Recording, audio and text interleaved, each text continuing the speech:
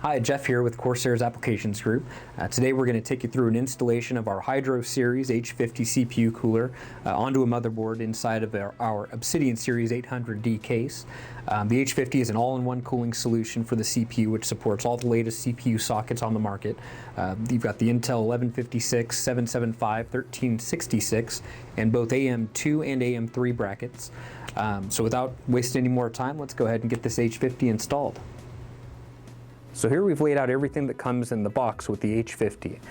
Over here you've got some quick start guides which will show you how to prepare each bracket for the type of socket that you're going to be using it for.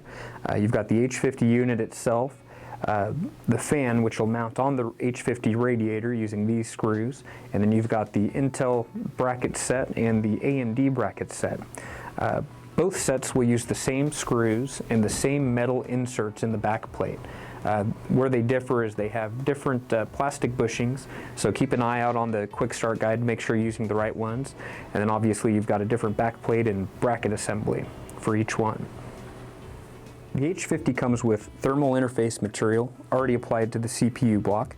You can use a third-party material if you'd like, but the good thing about the one that we use is that it takes no time to cure, while others may take a couple days or up to a week to fully cure and give you the best performance. So now that we've kind of laid out all the materials that come in the box, we'll get our bracket all set for installation on our motherboard. One of the great features of the 800D case is that you have this large back door here with a cutout, which gives you access to the back of the motherboard. So we'll be able to install our H50 without having to remove the motherboard from the case. So the motherboard we're using is Intel based and uses the 1366 Intel socket. We've got our Intel backplate here, and you'll notice on each corner you've got 3 different holes. They correspond with each type of Intel socket, so you've got the 775, 1156, and the one that we're going to be using, the 1366. So you just kind of want to take your threaded metal inserts here, find the 1366 hole, and just push it right on through, like so, and follow suit on each different corner. Make sure that you find the correct 1366 labeled hole. So we found the 1366 slot on each corner, lined up the insert here. You just want to push them right in so they're fully locked into place.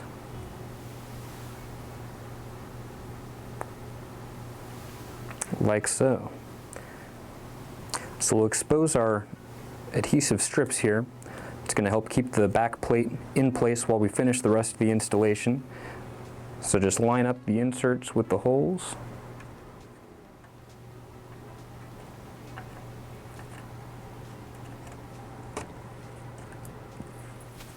So the 800D has a 140mm fan in the rear here.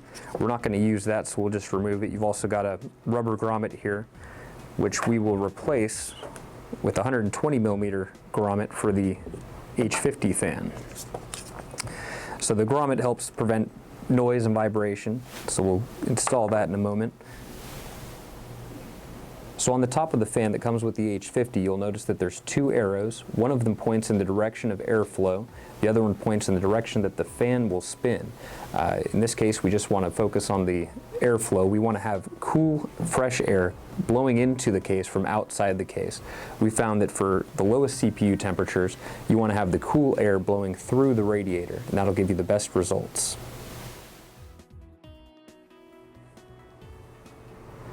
So we've got our fan, our grommet goes right on top here to go in between the case and the fan. Line it up with the holes on the back for the 120mm fan. And you want to use the screws and washer that came with the H50 to hold the fan in place while we get ready to mount the radiator.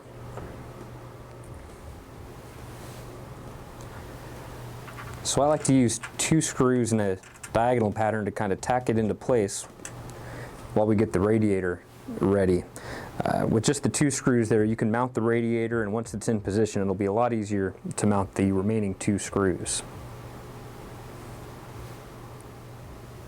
So the next step is to connect the radiator to the fan. We'll just line up the holes. You can actually mount the radiator with the hoses at the top, like we're doing here, or at the bottom, whatever's most convenient for you.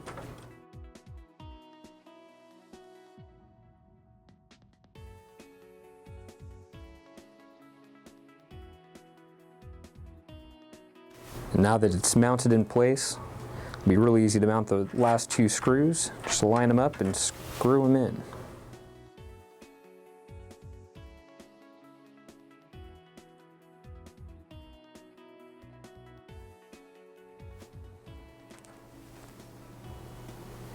So now we're ready to prepare the top part of our mounting bracket.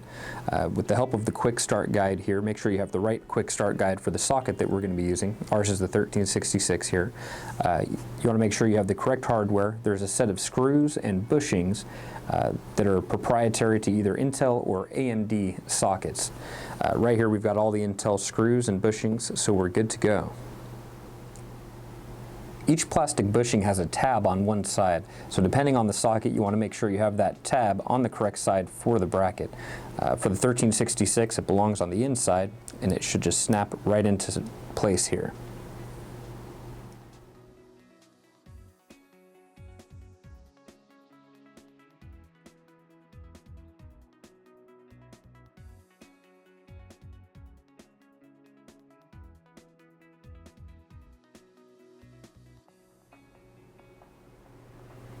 So the next step in preparing the bracket is to get the screws mounted in it.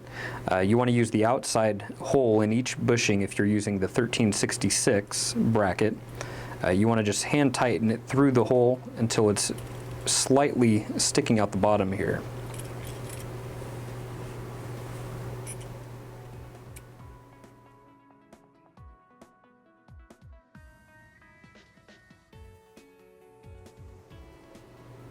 So on the back side of our bracket here, we left the screws slightly protruding from the plastic bushing. The reason for that is so that you can easily line it up with the back plate, which we installed earlier.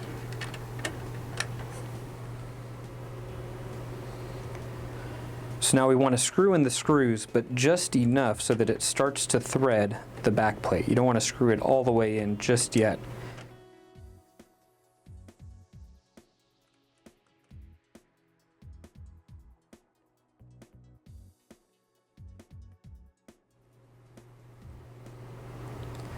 So we've got our bracket in place. The next step is to mount the H50 pump here on top of the CPU. Best way to do it that I've found is to, with one hand, pull the bracket up so that it's flush with the heads of the screws, and that'll give you enough space to mount the H50. You just want to slide it through and it'll lock into place with the teeth there. And then you want to just tighten the screws the rest of the way and you should be all set. So now that everything's installed, all that's left is to plug in our pump and our fan. We'll plug the fan into the CPU fan header over here, and the pump into this header by the PCIe slot. You can use whatever headers are most convenient on your particular board, but the one thing to make sure of is you want to make sure that the pump is getting full power. A lot of motherboards will give you the option to throttle the power that goes to these fan headers so that you can modulate the RPM of the fan. But in this case, you want the pump running at full blast to give you the best overall performance. So we've got the H50 installed in our system. Hopefully we've shown you how quick and easy it is to install the H50 in your own system. If you'd like more product information, check out our website at www.corsair.com, or if you'd like to leave us some feedback or ask any questions, check out our forum at www.ramguy.com.